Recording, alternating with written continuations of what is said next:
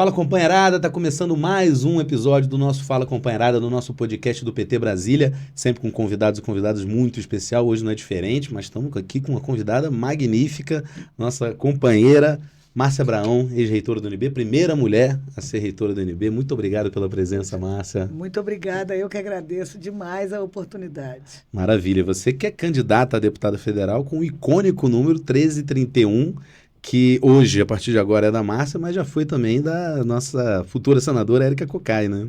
Olha, é uma responsabilidade enorme e uma honra carregar o número da Érica Cocai. A deputada Érica foi fundamental em todas as lutas aqui do Distrito Federal, tem sido fundamental. No meu caso, na UNB, ela me ajudou demais durante o governo Bolsonaro, quando nós tivemos uma queda de recursos abrupta e só conseguimos, muitas vezes, manter a universidade funcionando com apoio da bancada do Distrito Federal e principalmente da deputada Érica Cocai. Então, ter o número da deputada Érica Cocai, 1331, para concorrer às eleições é uma responsabilidade enorme e eu tenho um orgulho muito grande. Muito bom esse número continuar com uma mulher, né? E, enfim, comprometido com a educação, com os direitos humanos, muito importante, né? Exatamente. Eu quero substituir a Érica Cocai na Câmara Federal com o seu número, para esse número continuar vitorioso, 1331, mas que seja uma mulher, né, como eu, que luta, que tem uma história de luta, já tem uma história aí comprovada, e também que a gente aumente a bancada do PT na Câmara Federal. Já tivemos uma bancada maior e merecemos, e o presidente Lula precisa de ter uma bancada maior na Câmara. E é isso que eu estou trabalhando também. Exatamente, pô, maravilha. Bom, nosso podcast tem um compromisso muito com a memória, eu gosto muito de perguntar sobre a trajetória dos nossos convidados, mas eu queria começar contigo perguntando como é que foi o desafio de assumir a UNB, né, num momento de contingenciamento. Na verdade, contingenciamento é uma parte, né, de um ataque filosófico, na verdade, existencial às universidades, ao livre pensamento. Você assumiu a UNB, não, você foi eleita no dia do impeachment, no dia do golpe contra a presidenta Dilma. Exatamente. E daí vem um longo contingenciamento no governo Temer e praticamente uma criminalização, uma inviabilização das universidades no governo Bolsonaro, né? Com figuras trevosas como o ministro Weintraub, coisas, enfim, onde a universidade foi reduzida a uma balbúrdia, né? Enfim, um lugar de devassidão e não do que é, né? No lugar do livre pensar. Como é que foi esse contexto, você manter uma postura institucional, mas ao mesmo tempo marcando posição firme em defesa da educação da universidade? Hoje a gente olha para trás, naquele momento a gente fala assim, gente, não é possível o que está acontecendo aqui. Eu, de fato, fui eleita no dia do golpe contra a presidenta Dilma e assumi no governo Temer. Muitas vezes as pessoas não lembram ou não falam muito do Temer porque o governo Bolsonaro foi tão ruim, foi tão devastador que as pessoas não lembram do Temer. Mas o governo Temer, ali começaram os ataques. Ali, por exemplo, eu assumi em novembro de 16, já com um orçamento que era 50% para 2017, o orçamento de 2016. Você assumiu em novembro de 2016. Com orçamento, já sabendo que você teria um orçamento na metade do que você... Metade do que tinha no ano de 2016. E ali começou o nosso desespero, né, para manter a universidade funcionando. E também no governo Temer teve aquela perseguição aos reitores, e que culminou com a morte do reitor Cancellier, que se suicidou. Santa Catarina, né? Santa Catarina. Eu fui uma das reitoras perseguidas pela CGU no governo deles, e outros colegas também foram presos, como a ex-reitora Sandra Goulart, que agora também se filiou ao PT, minha amiga. Minas Gerais, né? Minas Gerais, e ela era vice do reitor Jaime. Então, foi um momento de que ali começou o lawfare, né? Exatamente. E aí, em 2019, veio o governo Bolsonaro, que foi aquele arraso, né? Em 2021, nós chegamos a ter 0 de investimento, e 0 significa não poder comprar computador, não poder comprar livro, que as pessoas pensam que é só obras, né? e ataques, como você lembrou, dizendo que nós éramos a Universidade da Balbúrdia. Eu digo que eu era reitora da Balbúrdia, né?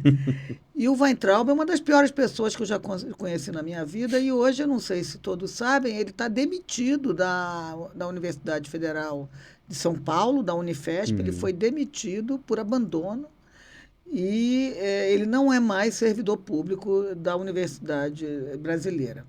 Então, foi um momento difícil, ainda mais que eu era a primeira mulher reitora, ainda tinha todas essas questões de gênero que existem, mas conseguimos não só nos manter, como avançar, e cada vez que eu era atacada, a gente abria mais as portas para a inclusão na universidade. Então, aumentei as cotas indígenas, criei cotas na pós-graduação, criei o vestibular 60 mais, aí já era um estudo que a gente vinha fazendo, mas criamos no governo Lula, e várias políticas justamente para nos contrapor a eles.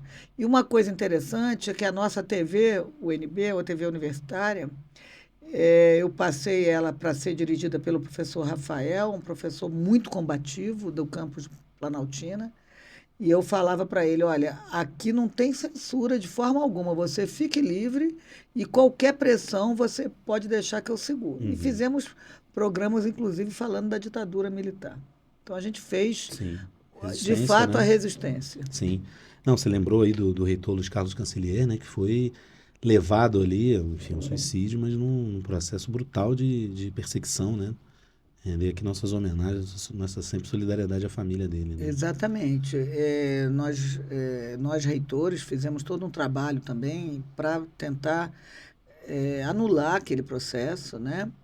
E acabou que, quando saiu o resultado, tanto no Tribunal de Contas quanto na Justiça, ele foi inocentado de todos os processos. E, infelizmente, ele não está mais aqui para ver esse resultado. Sim. Interessante essa classificação do lawfare, né? Por exemplo, o Guxiquem, também um companheiro nosso do PT, foi absolvido, enfim, depois de anos, enfim, onde ele já não estava mais entre nós, é um absurdo, né? E lembrar desse período Bolsonaro, né? Que a gente falou no Weintraub que talvez tenha sido o ministro mais, enfim, que chamou mais atenção, mas teve ministro estrangeiro indicado por Olavo de Carvalho, teve ministro que mentia no currículo. Que período, né? Que período horrível, e a gente não pode esquecer, né? Durante a pandemia, eu também fui reitora durante a pandemia, ele fez um trabalho de dificultar a vacinação, dificultar testes. E, por exemplo, nosso hospital universitário da UNB, o HUB, que é 100% SUS, foi para a linha de frente. Sim. E isso tudo apesar do governo, né? E eles tinham um projeto, e aí, quando você falou no Weintraub, eles tentaram impor um projeto que chamava-se Futurice, não sei se todos lembram, que a gente apelidou, e a Uni apelidou de Faturice, que eles queriam meter a mão no nosso patrimônio imobiliário. E transformar a universidade em algo que seja totalmente mercantilista, né? E agora, na campanha presidencial, o candidato filho do Bolsonaro, né, que é o Flávio Bolsonaro, vem com uma proposta que está envelopando essa proposta de destruição das universidades, querendo transferir as universidades para o Ministério da Ciência e Tecnologia, que nada mais é do que requentar o Futurice e, desvinculando a universidade do MEC, desvincula a universidade da sua missão principal, que é formação. Uma pessoa que não tem noção do que é educação, a gente não pode esquecer o que eles fizeram. E isso também tem implicação no orçamento das universidades, porque no Ministério da Ciência e Tecnologia certamente teria desvinculação orçamentária, e ainda é inconstitucional. Então, a população tem que entender que a educação se protege com pessoas que, de fato, têm um respeito pela educação e pela população. E não são eles. Muito importante sempre lembrar, né, não esquecer desse período para que a gente não caia de novo em mãos erradas, né, do pessoal que quer realmente destruir a educação pública, né? Mas antes de... Deixa eu só... Claro, por favor. E aí, em contraponto, nós temos o presidente Lula, que a gente tem que repetir que ele é o presidente da educação. É o presidente que criou os institutos federais, que ampliou as universidades federais, que criou o pé de meia e que, de fato, tem compromisso com a educação, a ciência e tecnologia no Brasil. Uma coisa que eu gosto muito do presidente Lula, que ele fala pelo país todo, nos rincões do país, é muito didático. Uma coisa que ele fala, ele tem memorizado as datas. Ele fala, o Peru teve a primeira Universidade Federal em 1750, não sei exatamente a data aqui. E isso eu acho muito didático. Ele fala, e o Brasil só, porque as elites desse país... Isso aí é uma coisa tão... Acho que ninguém chega no coração do povo de forma tão sintética, explicando uma coisa. Essa capacidade grande dele de comunicação, eu fico impressionado. Assim, eu olho para o povo abrindo a boca, o povo entende aquilo e abre, né, um leque de... Né, não que ele precisasse do povo, não que ele precisasse do presidente Lula para entender, mas facilita, né? É impressionante. Essa retrospectiva, eu já estive com ele no palanque, Sim. ele falando isso. E é exatamente por isso, porque as nossas elites não aceitavam o povo esclarecido. Sim. E é o que essas pessoas que estão junto com o Flávio Bolsonaro fazem. Né? E, por exemplo, quando a UNB foi expandir para a Ceilândia e para o Gama, e eu Sim. coordenei a expansão em 2008, no segundo governo Lula, também nós tivemos dificuldades, tanto com a elite à direita, que não queria tirar a universidade do plano piloto, como também uma parte da esquerda, que não era do PT, é bom deixar bem claro, Sim, sim. que também foi contra, dizendo que nós íamos precarizar a universidade. Né? E hoje é um grande sucesso. Sim. Não, vamos falar disso antes de entrar Eu na tô sua aqui gestão. já Não, que isso. Antes de entrar na... Papo bom é assim.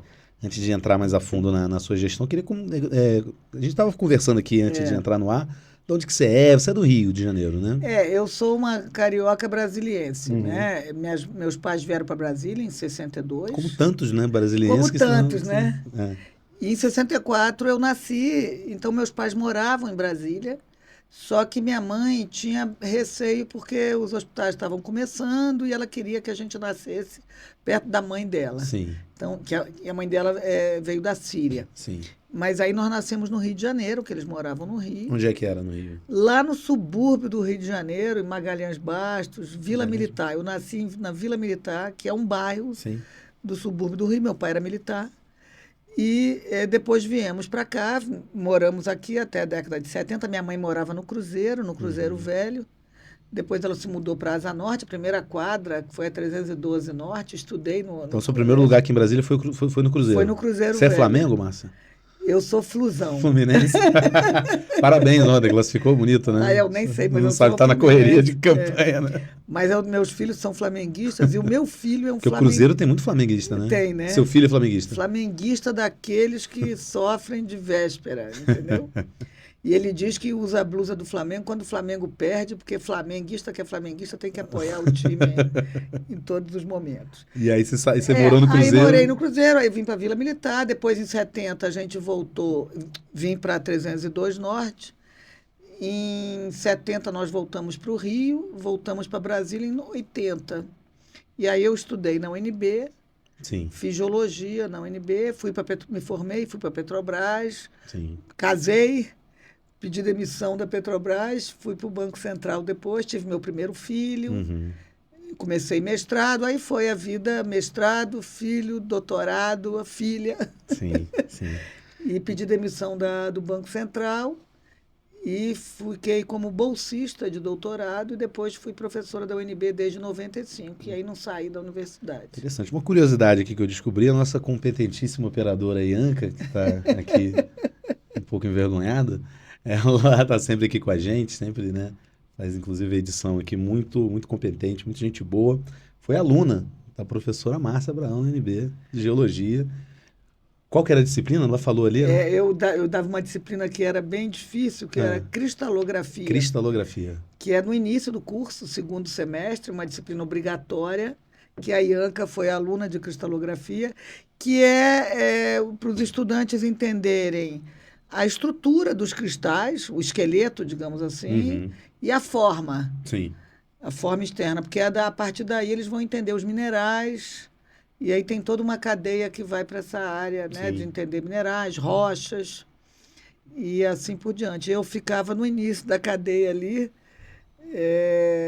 e aí depois tinha uma série de outras disciplinas obrigatórias. Eu adorava dar cristalografia, mas aí fiquei a vida inteira intercalando área com área administrativa, disciplinas Uhum. de graduação, de pós-graduação, pesquisa, extensão. Aí saí da reitoria em 2024 e já tinha tomado a decisão de me aposentar. Sim, sim. Então, eu já não dava aula há 10 anos. Conversando aqui com a Ianca antes, ela me contando aqui que o pessoal da geologia é muito unido, que tem muito trabalho de campo, o pessoal fica muito tempo junto, né? Mas eu queria te perguntar, assim, Onestino Guimarães estudava geologia, né? Há um espectro que ronda a geologia na UNB, agora tem você representando né, na esquerda, concorrendo. É uma honra enorme a gente ter tido o Onestino na geologia. Infelizmente, né, aquela brutalidade da ditadura militar não deixou ele, como outros jovens, Uhum, continuarem.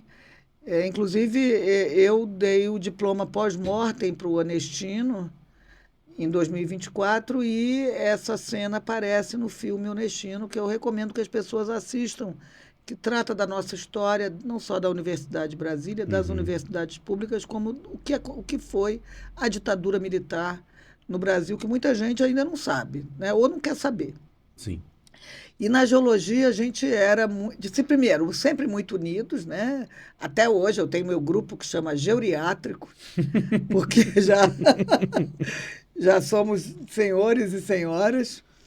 E então, muitos trabalhos de campo Uhum, e éramos muito politizados. Então, na época da ditadura militar, nós fazíamos resistência, sim, e resistência interna ao Azevedo, que era a gente chamava capitão de mar e capitão de guerra, porque ele Marighella. era militar, Uhum, e ficou anos representando a ditadura na UNB. E criamos um grupo bastante politizado, principalmente naquela época, que é interessante, né?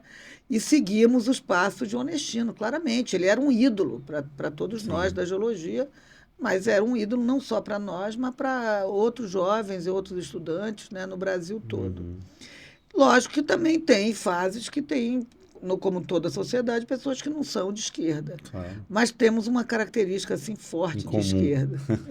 Você já assistiu o filme já? Já assisti, eu fui na pré-estreia, muito emocionante, um filme impactante e violento, né? Mostra a violência da ditadura, mas ao mesmo tempo mostra o Onestino, a pessoa Onestino, que teve uma filha, que não pôde ficar com a filha, um poeta. Uhum. E é um filme muito bonito e eu parabenizo muito todos eles. E foi gravado na minha gestão, na UNB, e Ah, eu sim. abri totalmente a universidade para eles fazerem o filme. Poxa, que bonito. E tem a cena do Onestino, Tem a enfim, cena, pós-mortem, ele recebendo o diploma. o diploma. Então você tá no filme. Eu estou no filme. Acompanhe Márcia Abraão no filme. Vamos descobrir Eu quem estou foi no a atriz que filme. fez a sua cena. Vamos descobrir aí. E aí, Márcia, você chega aí, foi reitora, né? Primeira mulher a ser reitora do UNB, né? E uma série, um legado. Você já mencionou aqui, queria aprofundar em alguns temas, por exemplo, a questão da pandemia, né? Que a UNB, enfim, o HUB atende 100% SUS, como você falou, né?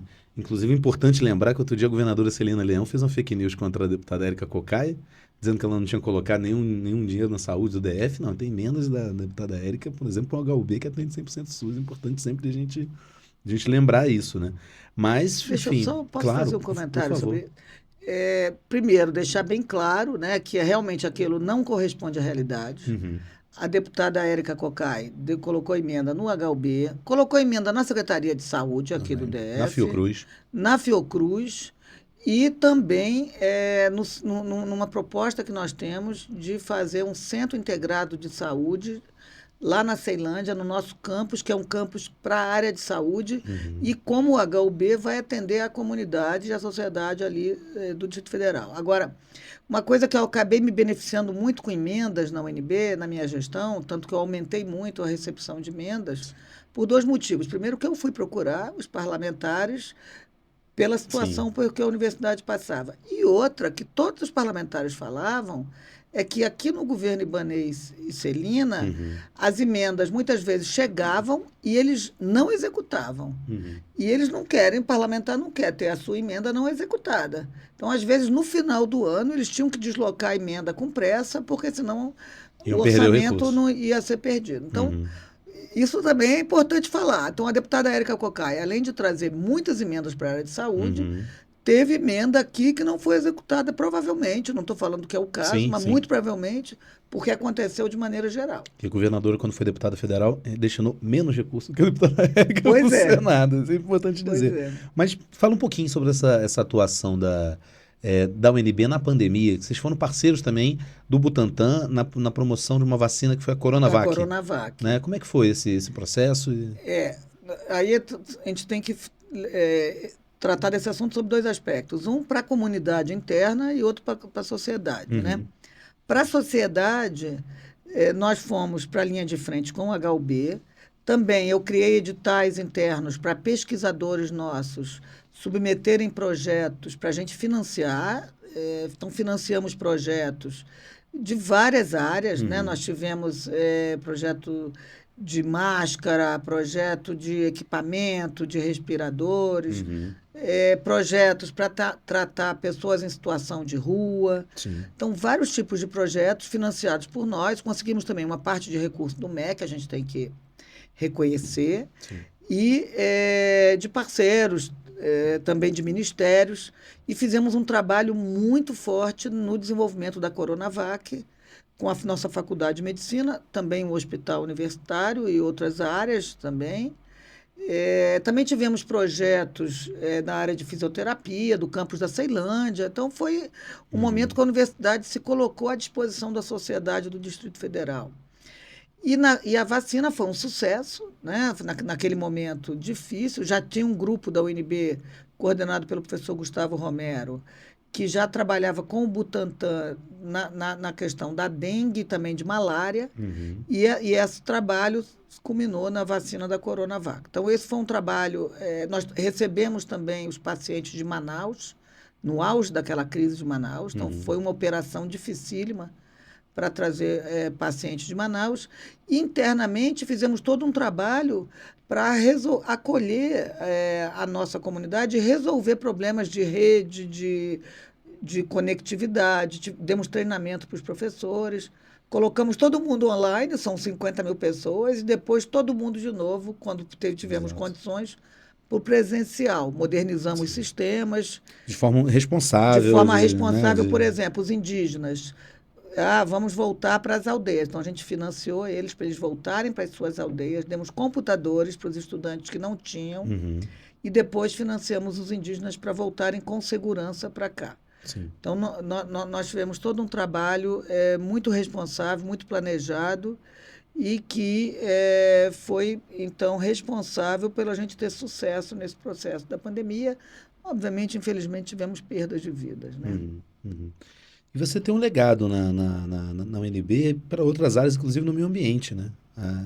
Por exemplo, o maior parque de energia fotovoltaica entre as universidades federais foi na sua gestão, né? Exatamente. Ainda sobre a pandemia, uma coisa que eu gostaria de ressaltar, como nós vivíamos também uma crise orçamentária geral das universidades brasileiras, porque foi no governo Bolsonaro, muitas universidades não conseguiram manter os trabalhadores terceirizados. Nós conseguimos manter todos os trabalhadores terceirizados pagando o salário deles, mesmo eles não estando trabalhando. Então, isso é importante lembrar também, porque às vezes a pessoa pensa, e os terceirizados? Não, nós cuidamos deles também. Com o meio ambiente, eu criei uma secretaria de meio ambiente, essa era uma pauta minha muito importante. Fizemos todo um trabalho de compostagem, hoje a UNB, todo resto de poda, corte de plantas, de árvores, a gente reaproveita na compostagem. Fizemos um trabalho de seletividade de lixo também, muito sério, conscientizando a comunidade, e um parque de energia fotovoltaica em todos os campi, coordenado por uma professora do campus do Gama, com seus estudantes, um trabalho conjunto com a área técnica. E o campus do Gama hoje, que é um campus de engenharias, ele é 100% com energia fotovoltaica, energia limpa. Então, ele é 100% sustentável em termos de energia. Interessante, interessante. Coisa que o presidente Lula tem falado, enfim, falou na Vila Euclides, falou na convenção, são políticas para os idosos, né? E a UNB tem uma série de projetos, tem a Universidade do Envelhecer, né, a UNIC, e o Vestibular 60+, né, que também é uma conquista da sua gestão, né? Exatamente. Já tínhamos o UNICER, que é um projeto de extensão de muito sucesso, coordenado pela professora Margot, lá do campus de Ceilândia. Está Sim. vendo os nossos campos? Eu já mencionei todos os três, Planaltina, Gama e Ceilândia. Niceiro eu conheço, já fui em Ceilândia. Pois é, eu acabei de vir de lá, inclusive. É mesmo? E, então, esse projeto ele é um projeto de extensão que abriga pessoas de várias regiões aqui do DF, que são cursos de 1 ano e meio, com pessoas de 45 anos, acima de 45 anos. Sim. E nós, então, a partir de um estudo interno, com professores que estudam o envelhecimento, criamos uma política do envelhecer saudável, participativo e cidadão, que tem vários aspectos, e um deles, que é um dos maiores legados que eu deixei, que é o vestibular 60+. Eu escutei esses dias, até gravei um vídeo sobre isso, de desses estudantes 60+, me falando: a senhora tirou a gente do centro clínico. Nós estávamos adoecendo sem fazer nada, muitas vezes, e nós agora temos uma nova oportunidade. Sim. Então, é um vestibular que a pessoa faz uma redação e, nesse caso, ela convive com estudantes de outras idades. Então, também a gente trabalha a intergeracionalidade. Que legal. E anteontem, conversei com uma outra que disse que está sendo ótimo, que está estudando muito, faz história, e diz que um ajuda o outro, porque nós temos também dificuldades. Eu sou uma pessoa idosa, tenho 61 anos, e temos, obviamente, uma dificuldade de que nós não fomos criados num mundo totalmente digital. Então, precisamos muitas vezes não, sabemos mais do que os jovens, mas muitas vezes sim. É importante que todos se ajudem, né? Então, é uma forma também de trabalhar a tolerância, de trabalhar o respeito. E uma das minhas pautas como deputada federal é a questão da pessoa idosa. Sim. Né? Não é uma questão só como uma ocupação pura e simplesmente para as pessoas, ou, em muitas aspas, pura e simplesmente, garantir uma educação. É questão de prevenção de saúde, né? Enfim, de você, autonomia, de você ter uma vida saudável por mais tempo. Né? Que é isso, essa questão do centro clínico, né? A pessoa vai definhando, às vezes, em casa, com falta, não só do que fazer, mas do que quem conversar. Exatamente. E se sente inútil, muitas vezes, né? E aí também, na universidade, ela às vezes tem conhecimento de direitos dela que às vezes a pessoa não sabia. Sim. E lembrando que a população está envelhecendo muito, nós vamos ter aqui, a nossa pirâmide já está invertendo, e precisamos ter pessoas saudáveis em condições de continuar a sua caminhada, né, de uma forma mais saudável possível, integrada à sociedade.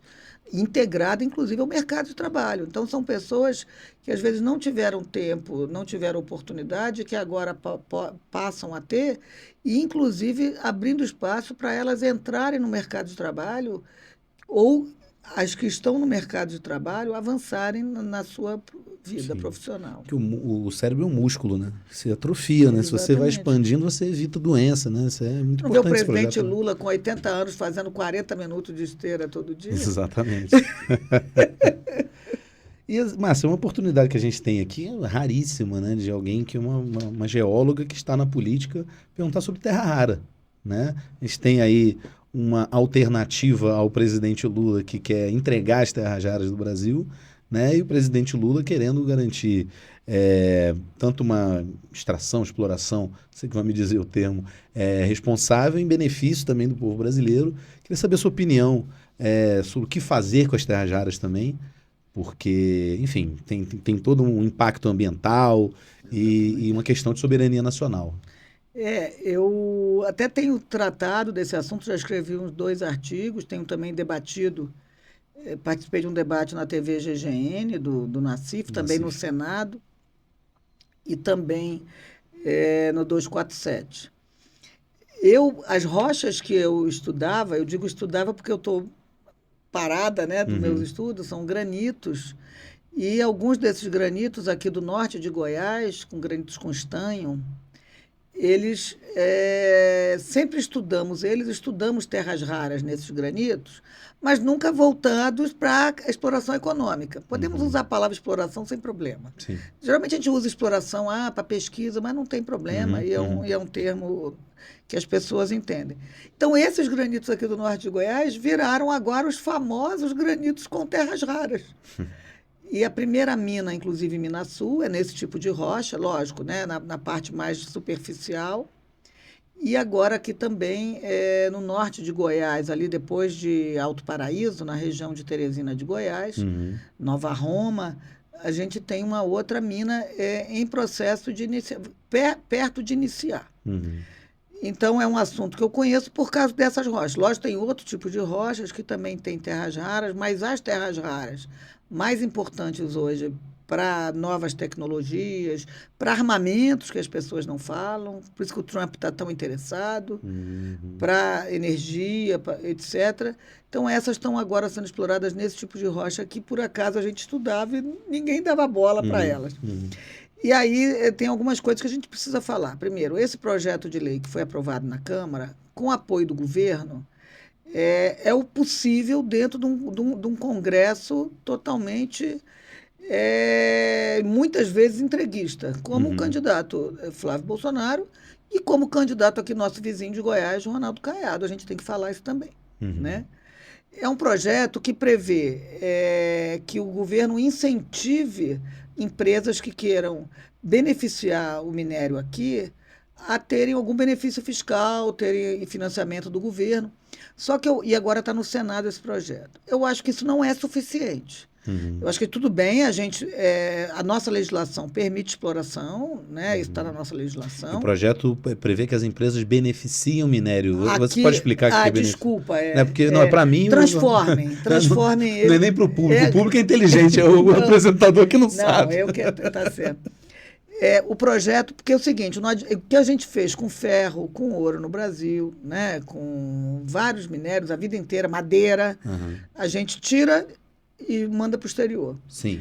A gente quer o quê? Transformar ele aqui. Isso chama beneficiários Uhum. em geral. Sim. A gente quer transformar ele aqui para a gente transformar ele num bem que de fato gere mais riqueza para o nosso povo, para o nosso país. Não simplesmente entregar esse material bruto para fora. Uhum.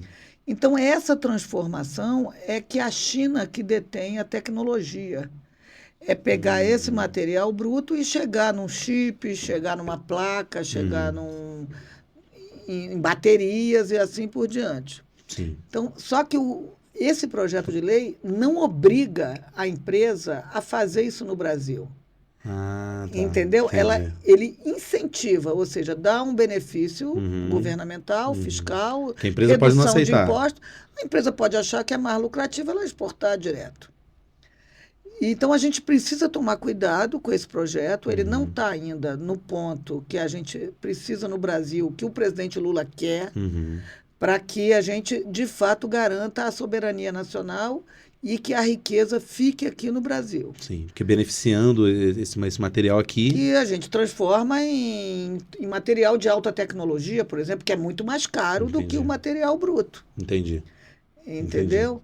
Aí, por exemplo, temos a fábrica de chips lá no Rio Grande do Sul que o Bolsonaro queria privatizar, que é vinculada ao Ministério da Ciência e Tecnologia. Uhum. Então, a ministra Luciana já falou: nós queremos investir forte nessa tecnologia aqui no Brasil, para a gente receber também os recursos por essa alta tecnologia. O que dá Interessante. dinheiro é alta tecnologia. Sim. Então, a gente precisa criar uma cadeia produtiva aqui para chegar até a produção final aqui no Brasil e gerar riqueza para o povo brasileiro. Uhum. Além disso, né, então isso é uma parte que a gente tem que cuidar, que a gente ainda não está com isso garantido. E uma coisa boa, o projeto tem algumas coisas boas. Tem uma parte boa, que é investimento em ciência e tecnologia, então vai ter um percentual para gerar em ciência e tecnologia, Uhum. e também a criação de um conselho vinculado à presidência da República.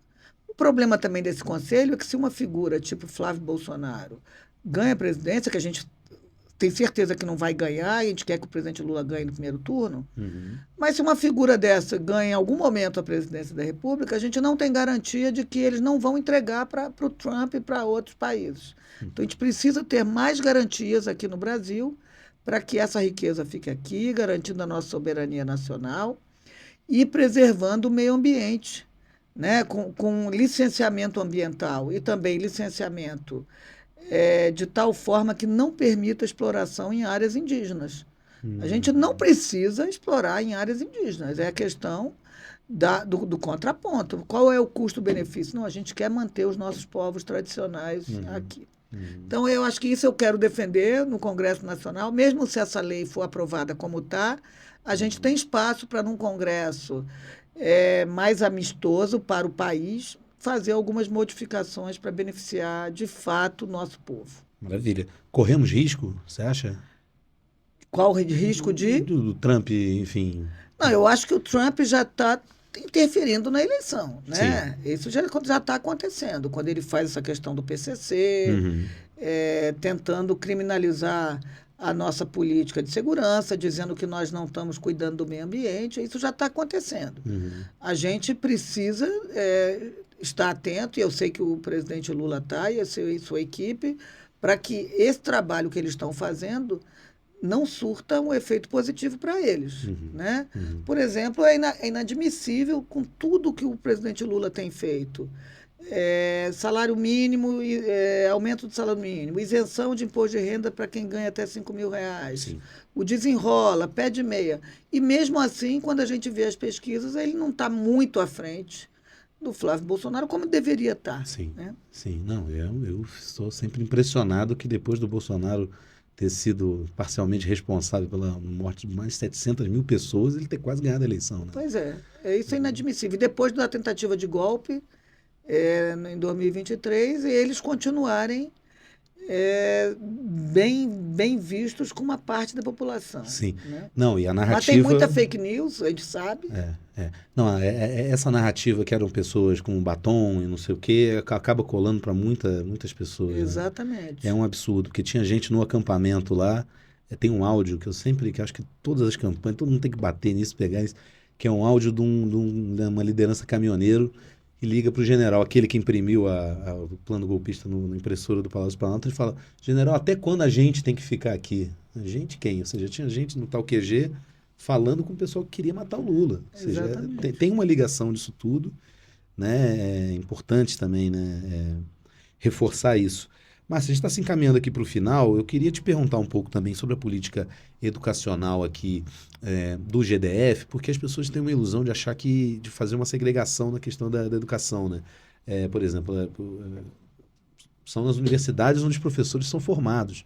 Né? Então tem uma integração. Queria te perguntar, o que você avalia da gestão Ibanez-Celina, que é outra coisa, né? Celina vai para o debate, parece que é uma candidata de oposição, né? Uma candidata da situação, era vice do Ibanez.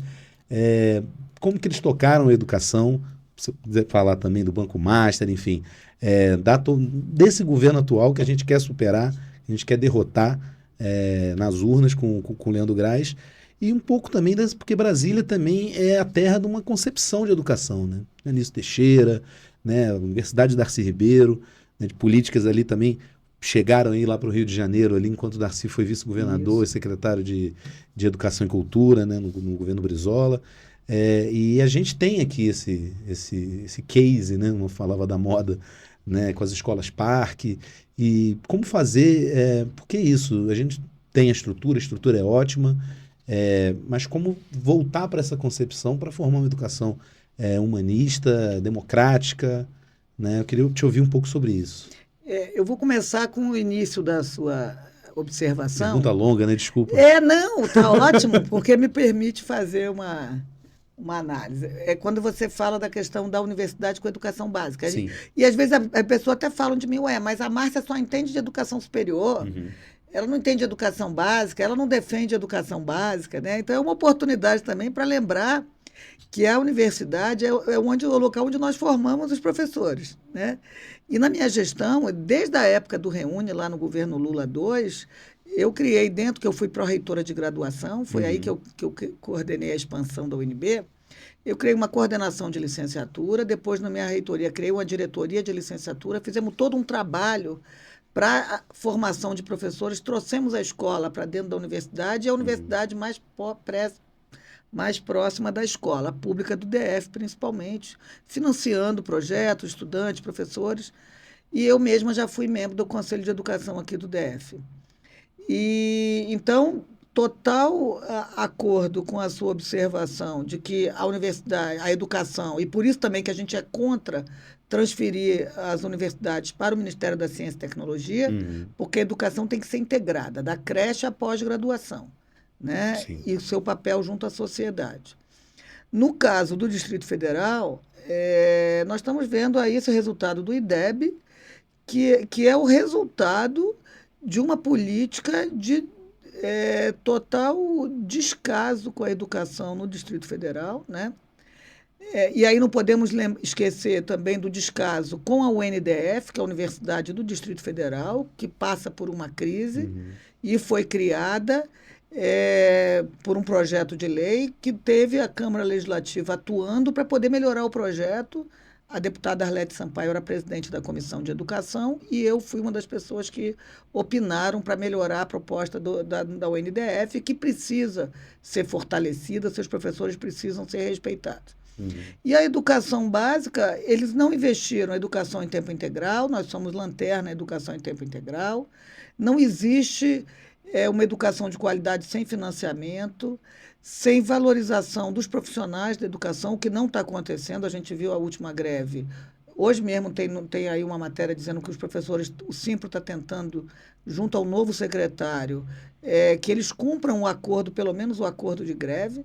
O que a governadora Celina fez, caiu no DEB, troca o secretário, né? Mas não é isso, creche, sem vagas na creche, não tem vagas nas creches. Eu deixei uma creche pública na UNB, feita com emenda de bancada, e que agora também está disponível para o GDF para contribuir para melhorar a questão das vagas nas creches. Então, é uma educação que não considera os interesses de fato da população do Distrito Federal, e a solução é trocar o governo. Então, a gente defende que troque pelo Leandro Graça, que é um professor e que vai, de fato, cuidar da educação do Distrito Federal, né? Então, eles criaram as escolas militarizadas, que são caras e que não atendem os objetivos, de fato, de formação de jovens, né?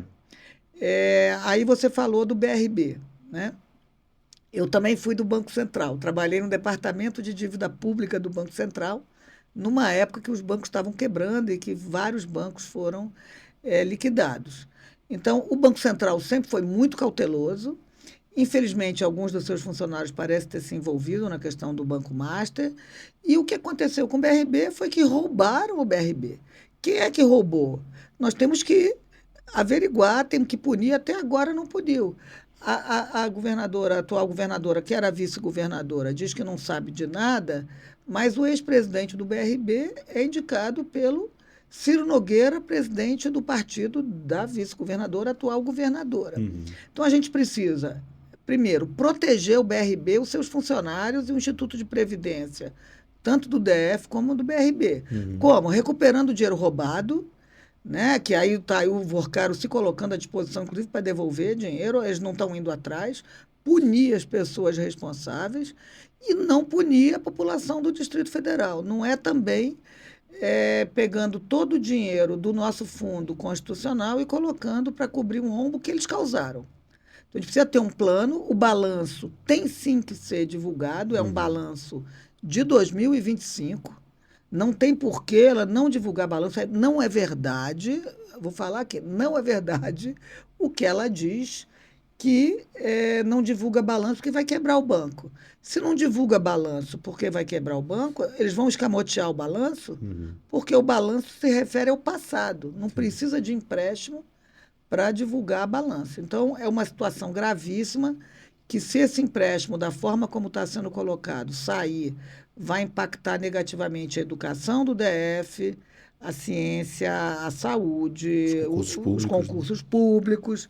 Então, as pessoas têm que saber que, se esse governo Celina for reeleito, nós vamos ter 15 anos de situação dramática aqui no Distrito Federal, com o impacto dos concursos públicos na saúde, na educação, na assistência social e assim por diante. Ou seja, não divulga balanço, senão vai quebrar o branco, porque já quebrou, né? Porque já quebrou, não é isso? É isso. Se o balanço é de 2025, não pode divulgar, o que tem nesse balanço? Exatamente. Então, é um rombo, provavelmente, muito maior do que está previsto. Eles compraram 30 bilhões de ações ou de papéis do Banco Master. Cadê esse dinheiro? Sim. Essa é a pergunta. Cadê o dinheiro do BRB? Cadê o nosso banco, que é o Banco do Desenvolvimento do Distrito Federal? Tem que Sim. estar bem cuidado. Sim. E a terra da educação de Anísio Teixeira e Darcy Ribeiro precisa ter uma É, educação melhor exatamente. cuidada, né? Nós que somos exemplo de educação lá atrás, Uhum. não podemos aceitar essa situação. Os professores não têm plano de carreira decente, que eles precisam, programa de formação, mestrado, doutorado, que foi a única coisa que ofereceram nesse acordo de greve, praticamente, e até agora não foi cumprido. Precisamos de mais programas, mais cursos. E também precisamos de uma fundação de apoio à pesquisa, de amparo à pesquisa, que é a FAPDF, Uhum. que dê conta dos desafios do desenvolvimento da nossa cidade, tanto para a questão da formação, porque também apoia a educação, a Uhum. fundação de apoio, e que foi também desmantelada no atual governo. Então, eles arrasaram a educação, arrasaram a ciência e tecnologia, a saúde, e a população tem que ter consciência disso. Sim. Né? Gente, estamos nos encaminhando, agora sim, nos encaminhando para o final. É uma pergunta que eu sempre faço aqui para todo mundo.